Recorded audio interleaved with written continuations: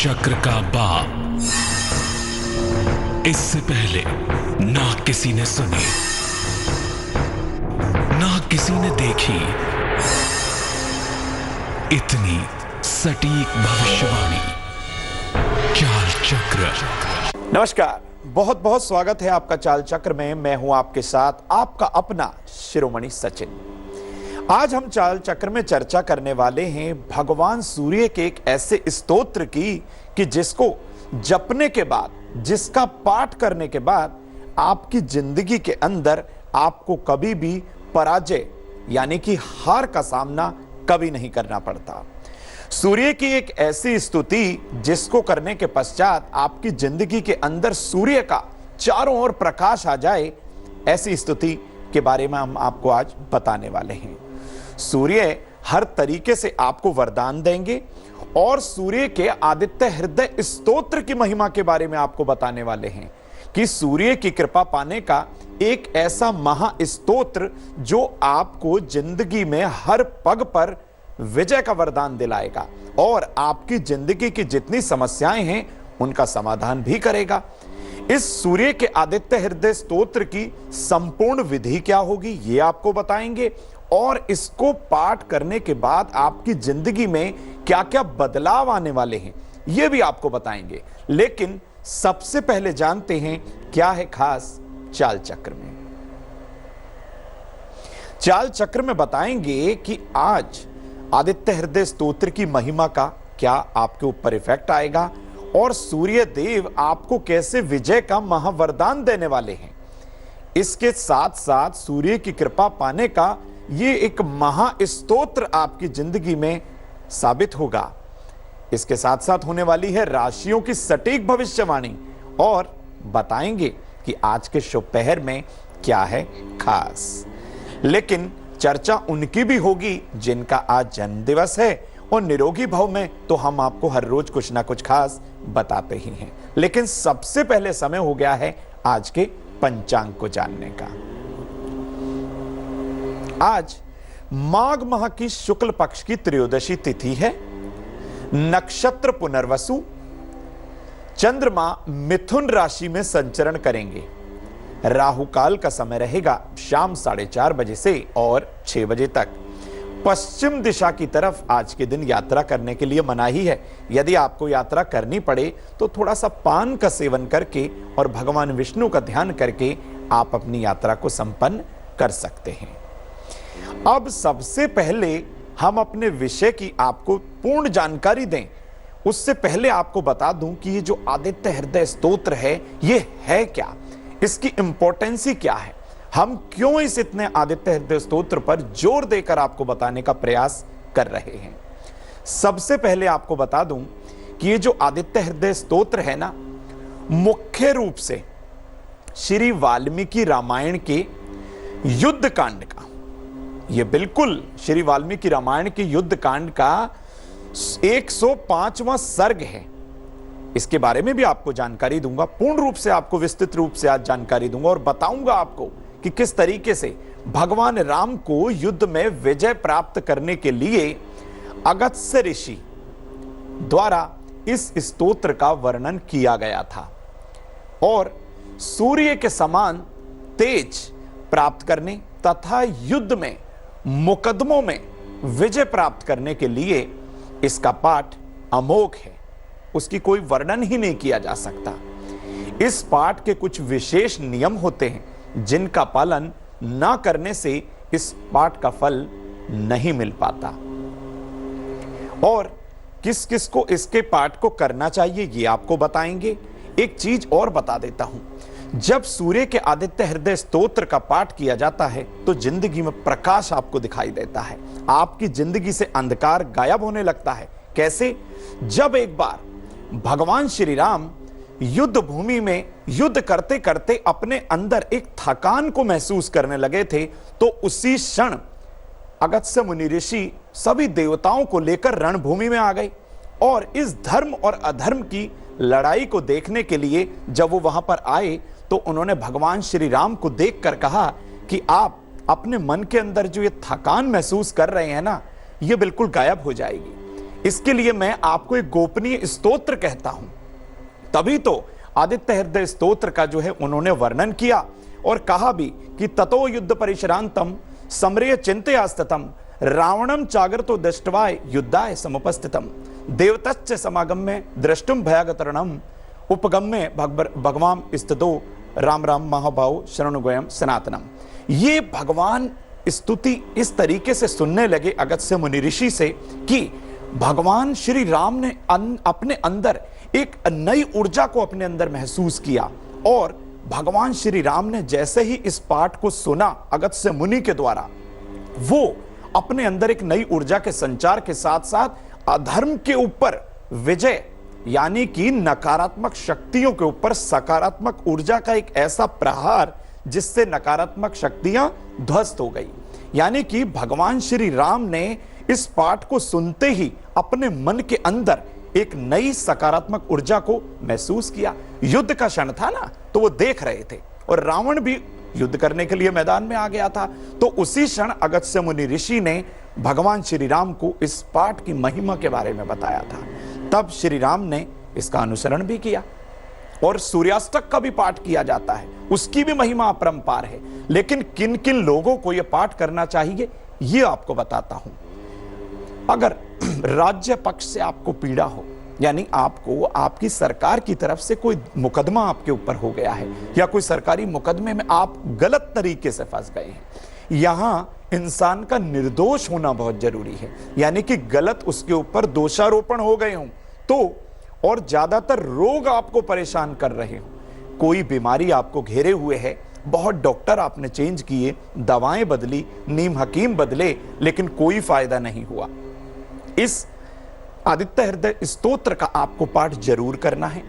और खास तौर से हड्डियों के रोग हो, सूर्य हड्डियों का कारक है, आंखों के रोग यानी नेत्र पीड़ा हो आपको, और अगर आपके पिता के साथ आपके संबंध अच्छे ना रहते हो तो भी सूर्य को यहां बल मिल जाता है इस पाठ के द्वारा। अगर आंखों की गंभीर समस्याएं आपको परेशान कर रही हो और जीवन के किसी भी बड़े से बड़े कार्य में सफलता के लिए इसका पाठ सर्वोत्तम साबित होता है और हर तरीके से चारों ओर से आपको विजय की प्राप्ति होती है। खास तौर से जो लोग प्रशासनिक सेवाओं की तैयारी कर रहे हैं, सिविल सर्विसेज की तैयारियों में लगे हुए हैं, उन लोगों को तो इस पाठ को जरूर करना चाहिए। और ऐसे लोगों को शीघ्र सफलता के लिए इसका पाठ कैसे करना चाहिए? प्रातःकाल उठ जाना चाहिए और सूर्य की दिशा यानी कि पूर्व दिशा की तरफ मुंह करके लाल आसन पर बैठकर तांबे के लोटे में जल भरकर गाय के घी का एक दिया जलाकर इस पाठ का उच्चारण करना चाहिए। जब भी आप इस पाठ को करें उससे पहले भगवान गणपति का ध्यान करिए, उसके बाद मां गायत्री के गायत्री मंत्र का जाप करिए, उसके बाद इस पाठ का विनियोग करिए, उसके बाद इस पाठ में सूर्य देव के 12 नामों का जो है आपको जाप करना है, उसके बाद ही इस पाठ को आपको करना है। और पाठ के पूर्ण होने के बाद आपको गायत्री मंत्र का फिर से जाप करना है। जाप के बाद ये विधि आपको बता रहा हूं, और जाप के बाद आप इस पाठ के जैसे ये जाप कंप्लीट हो जाए, आपका स्तोत्र पूरा हो जाए, उसके बाद भगवान सूर्य को अर्घ दीजिए और अर्घ देने के बाद 3 प्रदक्षिणा भी करनी है। तो कितना विचित्र तरीके से आपको मैंने ये बताया, लेकिन इसका प्रभाव उतना ही विलक्षण। एक बार, सिर्फ और सिर्फ एक बार हमारे कहने से आप इस पाठ को करके देखिएगा, जिंदगी में आपको ऐसी उमंग, ऐसी ऊर्जा, ऐसी नई दिशा आपको मिलेगी कि आपने जिंदगी में कभी ऐसी ऊर्जा का आभास नहीं किया होगा। किन राशि वाले लोगों को इस पाठ का करना सर्वोत्तम माना जाता है, यह भी आपको बता देते हैं।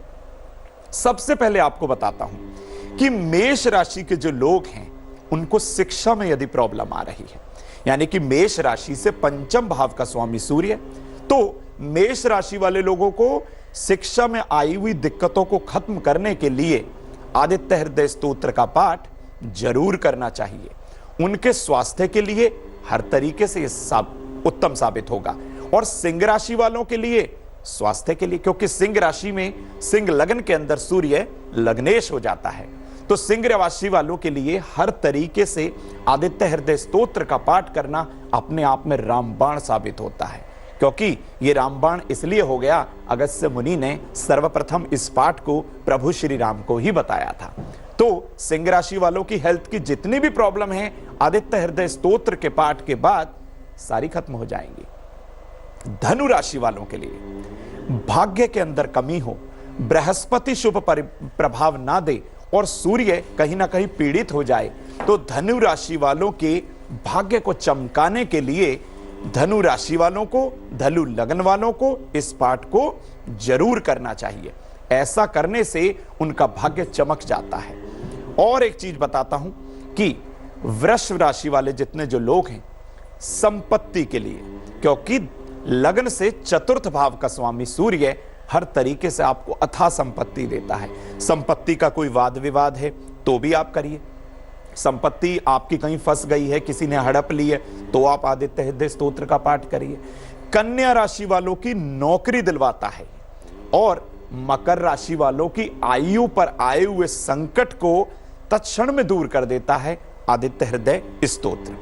आदित्य हृदय स्तोत्र के अंदर 31 जो है श्लोक हैं, और जब आप इनका पाठ करते हैं ना, अपने शरीर के अंदर एक नई ऊर्जा का आपको आभास होने लगता है। इसका पाठ जब किया जाता है तो हमेशा ढीले कपड़े पहनकर, यानी चुस्त कपड़े बिल्कुल ना पहनिएगा, ढीले कपड़े पहनकर, हल्के गुलाबी, हल्के पीले, हल्के सफेद रंग के कपड़े पहनकर, काले नीले कपड़े पहनकर कभी भी आदित्य हृदय स्तोत्र का पाठ नहीं करना चाहिए। इसका विपरीत प्रभाव आपके ऊपर आएगा। अब मिथुन, तुला और कुंभ राशि वालों को यदि वैवाहिक जीवन में परेशानी आ गई और स्वास्थ्य का भी इनको काफी जो है दिक्कतों का सामना करना पड़ रहा है, तो अपने स्वास्थ्य को ठीक करने के लिए, अपने वैवाहिक जीवन में सुधार के लिए आपको आदित्य हृदय स्तोत्र का पाठ करना चाहिए।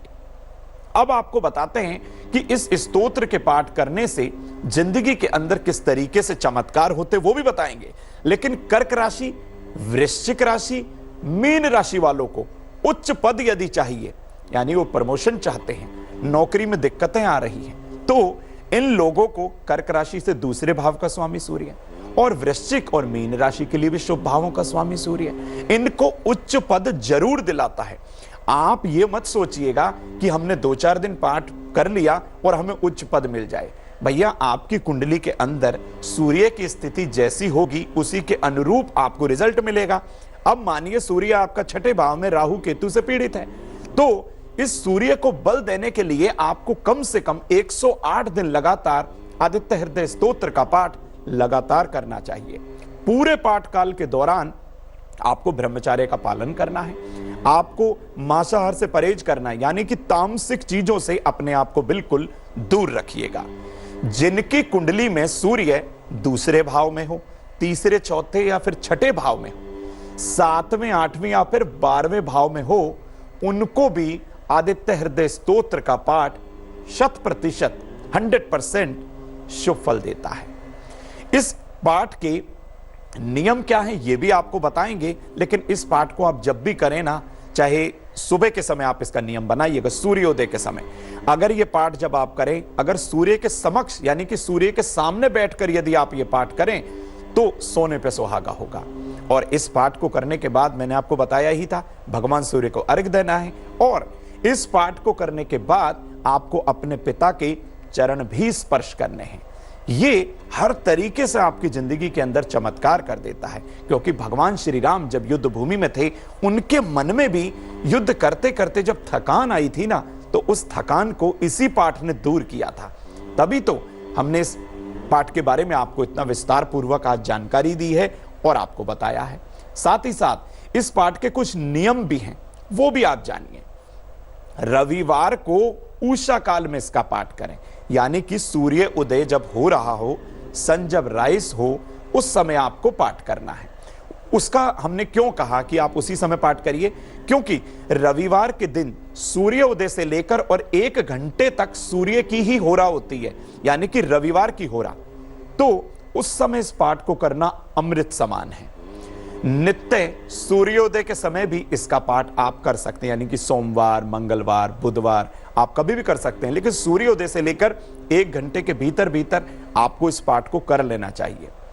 पहले स्नान करिएगा, भगवान सूर्य को अर्घ्य भी आप दीजिएगा, तत्पश्चात सूर्य के समक्ष ही इस स्तोत्र का पाठ कर सकते हैं। कब? अल्टरनेट डेज में, यानी कि सोमवार में, बुधवार में, बृहस्पतिवार में, इस तरीके से। तो सूर्य के जब आप दर्शन करें तो वहीं पर आप गायत्री मंत्र का पाठ भी करें और पाठ के बाद सूर्य देव का ध्यान करें।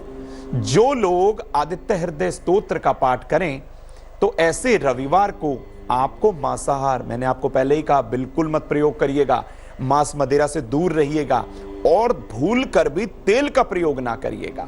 यानी शरीर पर किसी तरीके से आपको तेल का प्रयोग नहीं करना है। मालिश मत कराइएगा, हेड मसाज मत कराइएगा, इस चीज का आप ध्यान रखिए। संभव हो तो सूर्यास्त के बाद नमक का भी सेवन ना करें, क्योंकि सूर्य की पूजा में देखो, हम आपको उपाय भी बताते हैं कि सूर्य की जब पूजा हो तो आप नमक का सेवन ना करें। क्यों? क्योंकि जब आप सूर्य का नमक का सेवन करते हैं सूर्य की पूजा में तो आपको सूर्य के प्रभाव में काफी हद तक कमी दिखाई देती है। क्यों? क्योंकि हर तरीके से ये आपकी नेगेटिविटी को बढ़ा देता है। हाँ, अपने जल के स्नान में 2 चुटकी नमक डालकर आप स्नान जरूर कर सकते हैं, लेकिन इसका सेवन नहीं कर सकते। सेवन करने से सूर्य का दुष्प्रभाव आपके ऊपर जरूर आएगा। तो हर दिन कोशिश करिए, यदि आपका बीपी, ब्लड प्रेशर, रक्त प्रवाह जो है आपका निम्न नहीं, यानी कि लो बीपी नहीं रहता, तो आप 12 बजे तक हर रोज नमक का सेवन बिल्कुल ना करें। ऐसा करने से आपकी पत्रिका में बैठा हुआ 6ठे भाव का सूर्य, अष्टम भाव का सूर्य, 12वें भाव का सूर्य, राहु केतु के द्वारा पीड़ित सूर्य, सूर्य शनि की युति, या फिर सूर्य किसी ऐसे ग्रह से अस्त हो जाए, सूर्य को तो खैर कोई अस्त कर ही नहीं सकता, लेकिन सूर्य और शनि की युति होने से भी वो एक तरह से अस्त का ही प्रभाव देता है, यानी कि उसका बल क्षीण हो जाता है। तो ऐसे सूर्य को बल देने के लिए आपको आदित्य हृदय स्तोत्र का पाठ करना है और नमक का सेवन भूल कर भी नहीं करना। इसलिए रविवार के दिन जब भी आप पूजा पाठ करें तो हो सके तो आप सूर्य देव का व्रत ही कर लें, यह आपके लिए सर्वोत्तम रहेगा। जिन लोगों को आपको बता दूं कि जिन लोगों को सरकारी नौकरी की परेशानी आ रही है, हमारे पास बहुत सारे ऐसे प्रश्न आते हैं कि हमारी सरकारी नौकरी में बाधा है या हम 1-2 नंबर से रह गए हैं, वहीं आदित्य हृदय स्तोत्र आपको पुश करेगा। यानी आपको आपके जो लक्ष्य की ओर जो आने में जो बाधा आ रही थी ना, उस बाधा को ही हटा देगा और आपको आपका लक्ष्य आसानी से मिल जाएगा। जब भी आप आदित्य हृदय स्तोत्र का पाठ करें, सुबह के समय करें, सूर्योदय के समय करें, और हमेशा इस पाठ को करने से पहले आप स्नान आदि कर लीजिएगा। हल्के गुलाबी, हल्के पीले, हल्के लाल रंग के वस्त्र पहनिएगा। साथ ही साथ आपको क्या करना है, आपको एक लाल चंदन की माला लेनी है। जब आप इस पाठ को कर लें तो एक माला कम से कम गायत्री मंत्र का जाप भी आप कर सकते हैं, यदि आपके पास समय है। मैं इसमें कोई जरूरी नहीं कहूंगा कि आपको गायत्री मंत्र करना ही करना है, ऐसा नहीं है, लेकिन आप चाहते हैं कि इस सूर्य आदित्य हृदय स्तोत्र का पाठ का जो पूर्ण लाभ है वो और ज्यादा आपकी जिंदगी के अंदर चमत्कार लाए, तो आपको इस आदित्य हृदय स्तोत्र पाठ के बाद आपको गायत्री मंत्र का लाल चंदन की माला से जाप जरूर करना है। ऐसा करने से आपकी जिंदगी के अंदर अंधकार जो है दूर चला जाता है और प्रकाश आ जाता है, तो आप अपने लक्ष्य की ओर हर तरीके से सफल भी हो जाते हैं। तो हर तरीके से आपका लक्ष्य सफल हो, आप जिंदगी में चारों ओर से सफलताएं पाएं, हर तरीके से इस स्तोत्र का पाठ आपके लिए रामबाण साबित हो सकता है। एक दर्शक जुड़े हैं कानपुर से, गीता जी। जी गीता जी, आपका क्या प्रश्न है? पंडित जी, अपने मम्मी के बारे में पूछना, परेशान रहती है, कभी पेट से, कभी सर से, कभी अच्छा परेशान रहती है। शीला है, नाम है शीला। अच्छा, जन्म की तारीख बताइए। पंडित जी मालूम नहीं है। अच्छा, जन्म की तारीख मालूम नहीं और समस्या इतनी है। देखिए, सबसे पहले आपको बताता हूं, यदि आपको समस्या बहुत ज्यादा घेर लें और आपको किसी भी समस्या का कोई हल समझ में ना आए तो आप क्या करें। सबसे पहले तो आप अपने घर की दक्षिण दिशा को साफ रखें, इससे आपकी सेहत में सुधार जरूर होगा। जब भी आप दवा का सेवन करें, जिस पानी से दवा का सेवन करें, जिस जल से, उस जल में 2 बूंद गंगा जल आप जरूर मिलाइएगा, तो यह आपके लिए लाभप्रद रहेगा। और हर सोमवार के दिन चावल या दही का दान कर दीजिए, इससे चंद्रमा को बल मिलेगा और आपका मन स्वस्थ रहेगा। चावल और दही का दान करने से कहीं ना कहीं सोमवार के दिन आपको चंद्रमा की शुभता जरूर दिखाई देगी और आप स्वस्थ भी रहेंगे। एक आप उपाय और कर सकते हैं, भगवान सूर्य को तांबे के लोटे से अर्घ दीजिएगा और अर्घ देने के बाद उसी जल को, जिससे आपने अर्घ दिया है, उस जल से अपने मस्तक पर छींटा लगाइएगा। ऐसा कुछ दिन लगातार करके देखिए, जरूर लाभ होगा। बताएंगे आपको आपका दैनिक राशिफल और बताएंगे कि निरोगी भव में क्या है खास, और शुभ पहर भी आज का बेहद है खास। लेकिन ये जो समय होता है ब्रेक के बाद का, सबसे पहले हमें आपके स्वास्थ्य की चिंता हो जाती है, तो इसलिए क्या है निरोगी भव में खास, आइए जानते हैं। शरीर और मन को स्वस्थ रखने के लिए हर रोज यानी कि प्रतिदिन आपको अपने जल में 1 चम्मच गंगा जल मिलाकर आप उसका सेवन करिएगा। हर तरीके से आप यदि इसका नित्य प्रतिदिन प्रयोग करते रहे, आप स्वस्थ भी रहेंगे, आपका मन भी प्रसन्नचित रहेगा। अब समय हो चला है आज के दैनिक राशिफल को जानने का। क्या कह रही हैं राशियां और उनके सितारे और नक्षत्रों का हाल। शुरुआत करते हैं मेष राशि से। मेष राशि, धन हानि से आप बचेंगे। नौकरी में तरक्की का योग बना हुआ है। चावल का दान करना हर तरीके से शुभ है। शुभ रंग आपके लिए नारंगी। भाग्य का प्रतिशत होगा 78।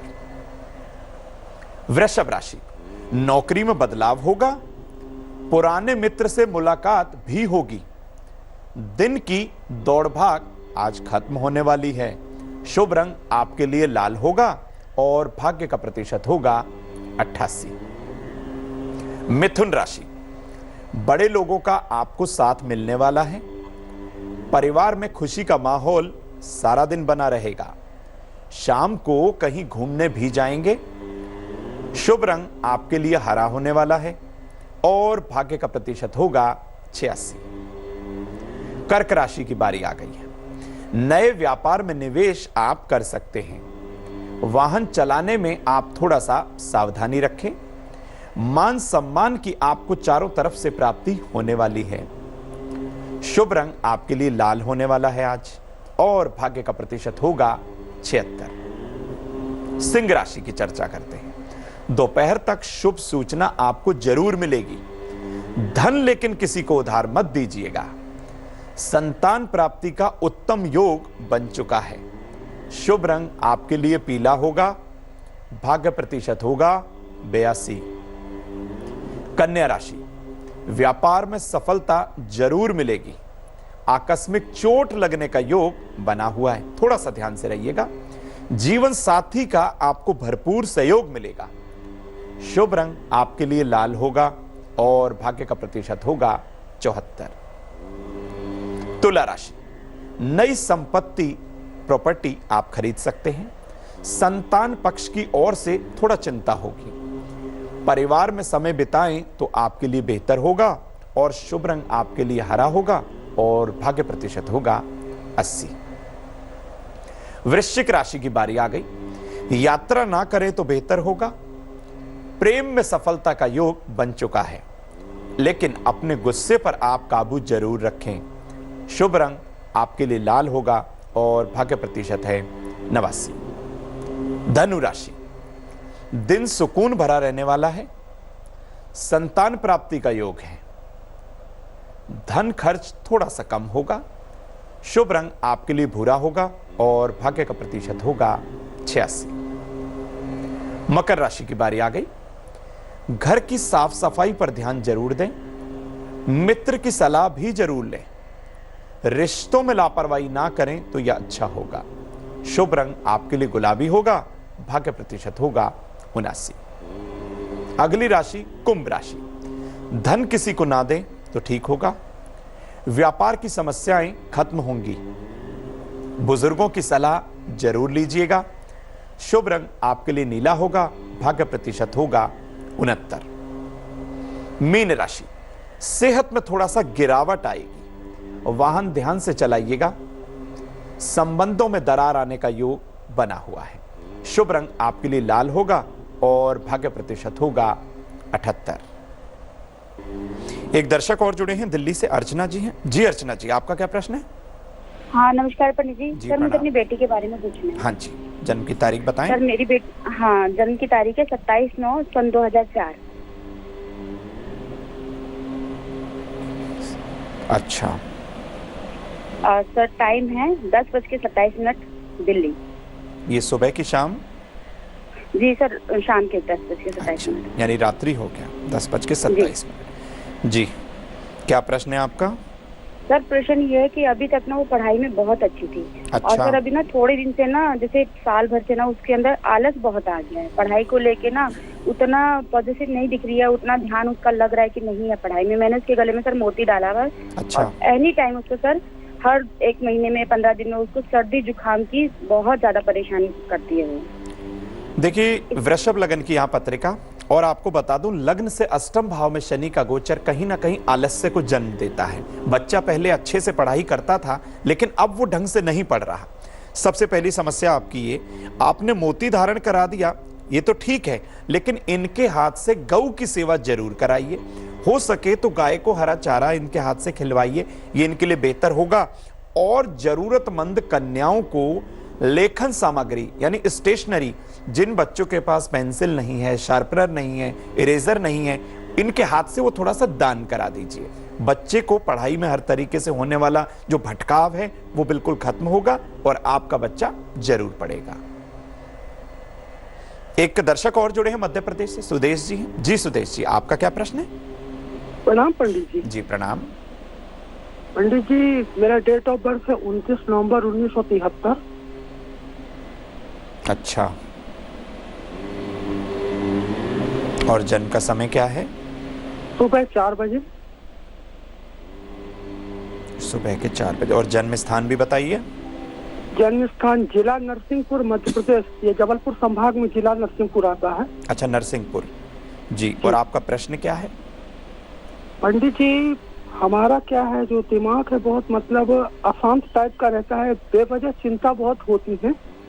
सबसे पहले तो आपको अपने स्वास्थ्य में हर दिन बढ़ोतरी के लिए आपको क्या करना है, घर की दक्षिण दिशा को साफ रखना है, और हो सके तो भगवान सूर्य को जल भी दीजिएगा। इससे कहीं ना कहीं आपके अंदर एक पॉजिटिव एनर्जी आएगी, आपके रोग का नाश होगा। और हो सके तो हर अमावस्या पर अपने पितरों के नाम से जरूरतमंद लोगों को कुछ वस्त्र दे दीजिए, कपड़े दे दीजिए, खाना खिलाइए। हर तरीके से उन पर परोपकार करने की भावना अपने मन के अंदर रखिए। दिन प्रतिदिन रोग आपका जरूर कम होगा। एक दर्शक और जुड़ी हमारे साथ, रीटा सिंह, ये बिहार से हैं। जी रीटा जी, आपका क्या प्रश्न है? जी पंडित जी नमस्ते। जी नमस्कार। जी मैं अपने भाई के लिए पूछना था मुझे। अच्छा, उनकी जन्म की तारीख बता दीजिए। 26 अक्टूबर 1989। अच्छा, जन्म का समय? समय रात 8:02।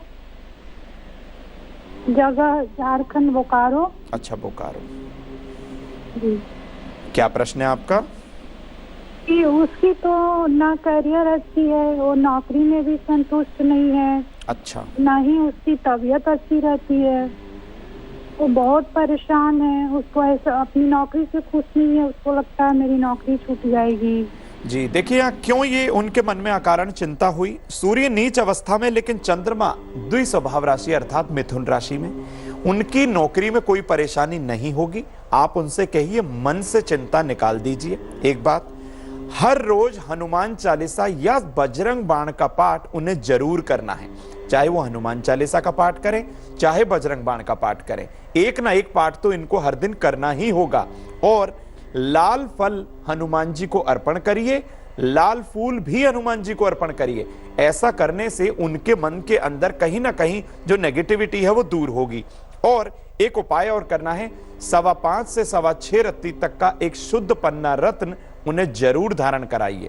ऐसा करने से उनके मन के जो सारे संशय हैं, जो टेंशन है, वो बिल्कुल दूर हो जाएंगे। एक दर्शक और जुड़े हैं, जमशेदपुर से हैं, धर्मशिला जी। जी, आपका क्या प्रश्न है? हेलो जी नमस्ते पंडित जी। जी प्रणाम, नमस्कार। हम अपना बेटा के बारे में पूछना चाह रहे हैं। जी। राजेश नाम है। अच्छा, जन्म की तारीख हाँ। बताइए। 1970 79 है। 1979। अच्छा, 1979। समय है शाम के 4 बजे में 5 मिनट बाकी था। तो अच्छा, आप जन्म की तारीख भी बताइए मुझे।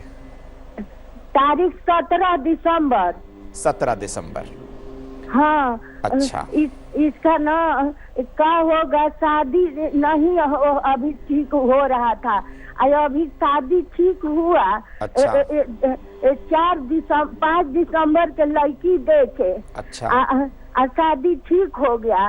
27 के तिलक, 19 के शादी के डेट पड़ा। अच्छा। सब तैयारी करके इनका पापा 7 जनवरी के चल गए। ओहो। 7 जनवरी के सब तैयारी को। देखिए, ये दुखद स्थिति में मैं ईश्वर से प्रार्थना करूंगा कि आपको जरूर शांति दें और आपको इस दुख से लड़ने की शक्ति भी दें, आपके मन में शांति आए और आपके बेटे के जो विघ्न आ गया है इस तरीके से विवाह के अंदर, उस विघ्न को भी ईश्वर की कृपा से दूर हो जाए, ऐसी हम ईश्वर से प्रार्थना करते हैं। आप निश्चिंत रहिए। जो आपने डिटेल मुझे दी है, सबसे पहले तो आपको एक कार्य करने के लिए कहूंगा, आप मंगलवार या शनिवार के दिन आप कर सकें तो ठीक है, आपके पुत्र कर सके तो भी ठीक है, नहीं तो आप किसी ब्राह्मण से, किसी भी योग्य विद्वान से सुंदरकांड का पाठ अपने घर में जरूर कराइए, आपको लाभ होगा और विवाह के विघ्न दूर हो जाएं। किसी भी सुहागन स्त्री को कुछ सुहाग सामग्री का दान अपने बेटे से जरूर करा दीजिए।